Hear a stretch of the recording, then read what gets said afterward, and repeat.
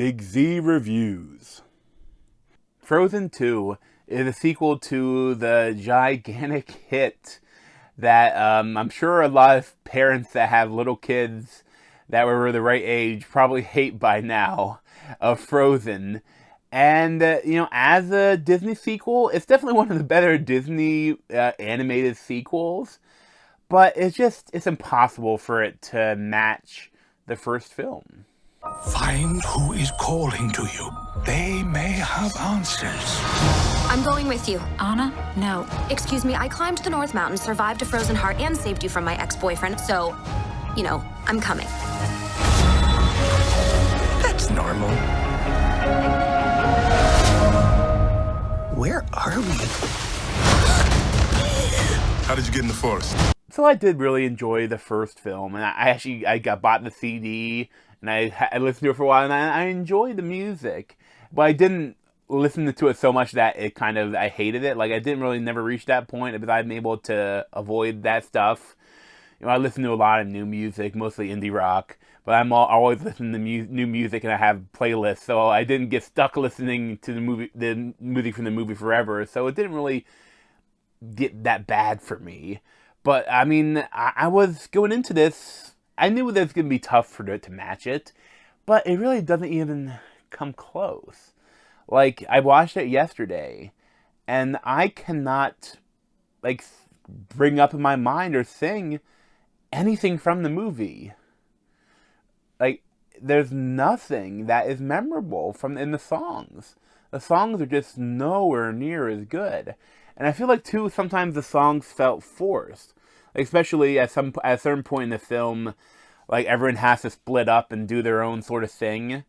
And the one character gets the song, and it feels really forced.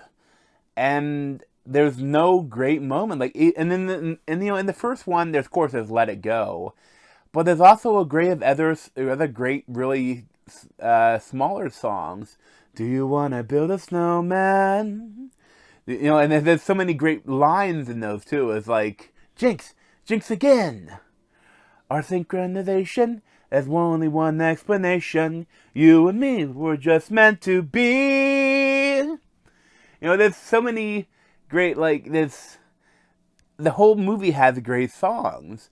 And this one doesn't. Maybe, people still find stuff that they love. But for me, I feel no need or want to listen to the music ever again. Or watch this movie again. The animation is gorgeous. But as the film, there's just not much here. It's just a continuation. It feels like the story was already told. The important story, and now we're doing this one. And to me, you would think they would try to make it bigger, make it more epic. And they really don't. There's no villain in the story. I'll avoid spoilers, but there is no villain. The only bad guy is whoever did something bad, their ancestors got in a fight with this magic kingdom, and we don't know who was bad and who was good.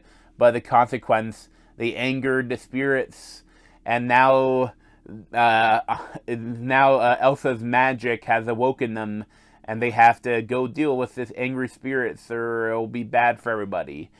And the spirits aren't bad, though. The spirits are just kind of annoyed at stuff going on, but they're not bad. There's no one bad in this film except maybe ancestors. So it's kind of odd. The movie is just honestly kind of forgettable. It's definitely serviceable. It's not a bad film. It's just fine. I don't feel the need to ever see this again, I think. But again, it's not bad. I'm not the target audience. I think, young girls are the target audience. But I don't know. I don't know if they'll like it as much. Definitely it did really well at the box office. But you have to see, how it holds up, what kind of legs it has. But for me personally, I wouldn't really recommend going out and seeing it and braving the crowds. Although I went during the day, so at a weird time, so it wouldn't be too busy.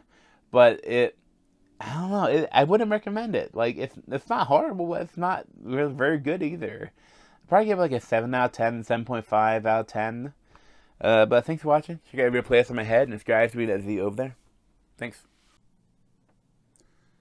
This has been a Big Z movie review. Thanks for watching.